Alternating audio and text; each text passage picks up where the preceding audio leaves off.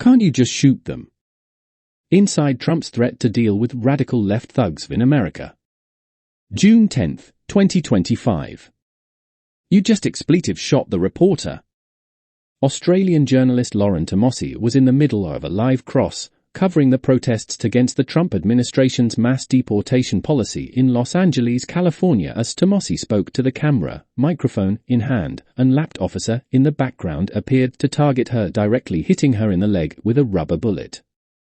Earlier, reports emerged that British photojournalist Nick Stone was undergoing emergency surgery after also being hit by the same non-lethal ammunition. The situation in Los Angeles is extremely volatile. After non-violent protests against raids and arrests by Immigration and Customs Enforcement (ICE) agents began in the suburb of Paramount, U.S. President Donald Trump issued a memo describing them as a form of rebellion against the authority of the government of the United States. He then deployed the National Guard. Can't you just shoot them?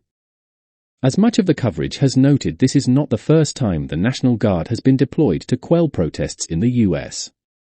In 1970, members of the National Guard shot and killed for students protesting the war in Vietnam at Kent State University. In 1992, the National Guard was deployed during protests in Los Angeles following the acquittal of 4 police officers, 3 of whom were white, in the severe beating of a black man, Rodney King. Trump has long speculated about violently deploying the National Guard and even the military against his own people. During his first administration at the height of the Black Lives Matter protests, former Secretary of Defense Mark Esper alleged that Trump asked him, "Can't you just shoot them in the legs or something?" Trump has also long sought to other those opposed to his radical agenda to reshape the United States and its role in the world. He's classified them as un-American and therefore deserving of contempt and, when he deems it necessary, violent oppression. During last year's election campaign, he promised to root out the communists, Marxists, fascists, and the radical left thugs that live like vermin within the confines of our country. Even the Washington Post characterized this description of Trump's political enemies as echoing Hitler, Mussolini.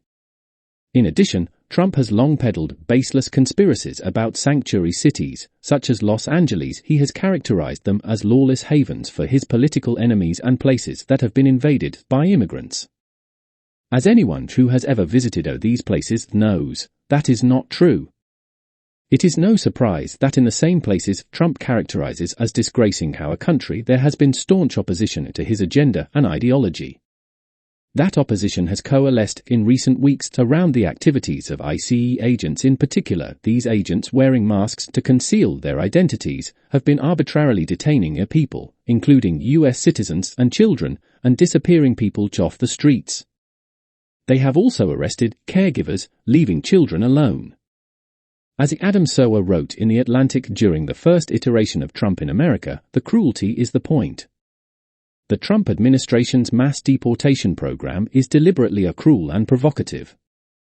It was always only a matter of time before protests broke out. By alternate story by The Conversation, June 10, 2025.